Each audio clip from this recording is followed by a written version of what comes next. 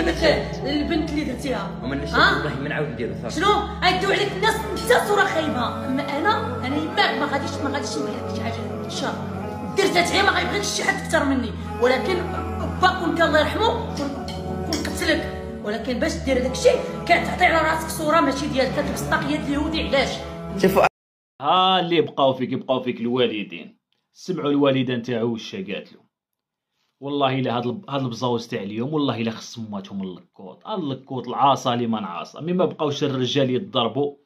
هاد البزاوز راهم يخرجوا كاع معوجين كاع. مي كانوا بكري الرجال وكان العمود الراجل يطلع راجل. اليوم هاد البزاوز ما يخافوا لا بالله لا بالعبد، وما يشوفوا لا وجه ربي لا وجه الوالديهم. مساكن الوالدين يتكرفصوا يكبروا ويتكرفصوا، وفي التالي بنتهم ولا ولدهم يخرج لهم عوج ويجيب لهم الشوهه. والله لا حول ولا قوه الا بالله.